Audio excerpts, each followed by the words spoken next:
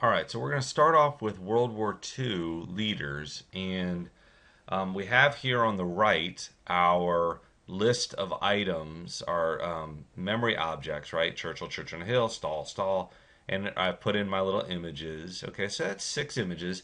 So we already have memory objects for each one of these. What we want to do is link them through a story. All right, so what I've done is I've created a story and you have access to this. But what I want you to do is just close your eyes as I tell you this story.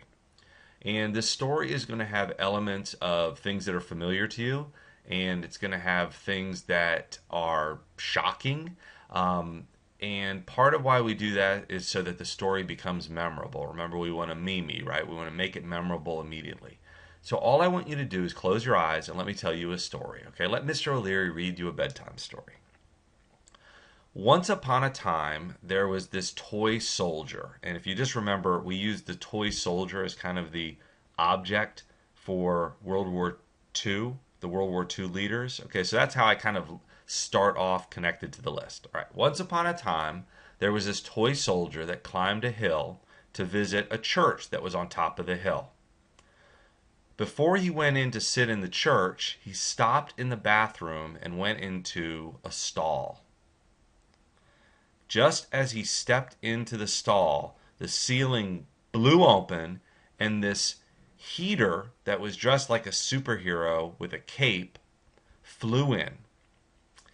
The superhero heater tied up the soldier with a rose belt and carried him off, flying him to a baseball field where a game was being played.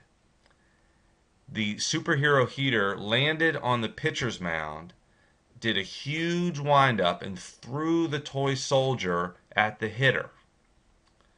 The hitter knocked the soldier out of the park all the way into the woods, where it hit a moose leaning on a tree right on its head. All right, open your eyes.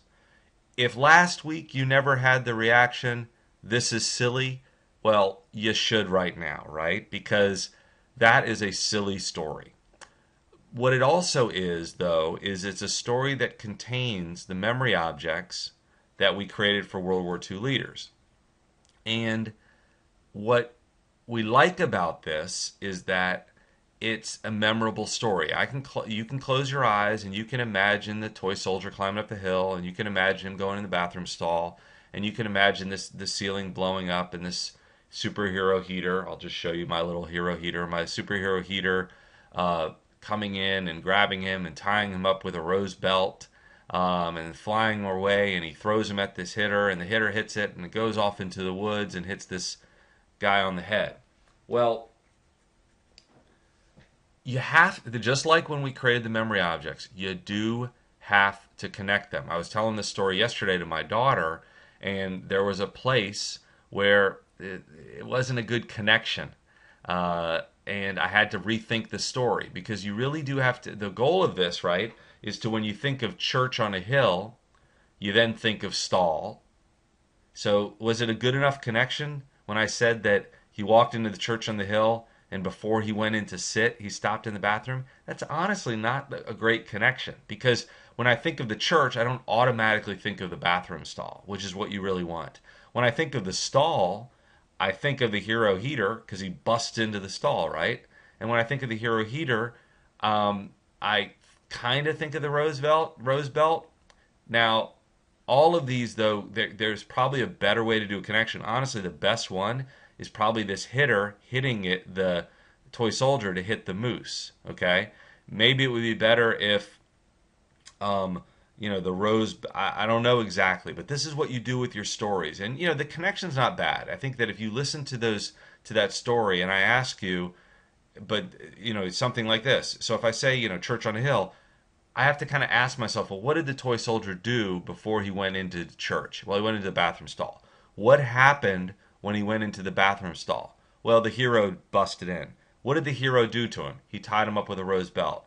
What happened next? Well, he threw the toy soldier at a hitter. And then what did the hitter do? He hit him, and he hit the moose in the head, right?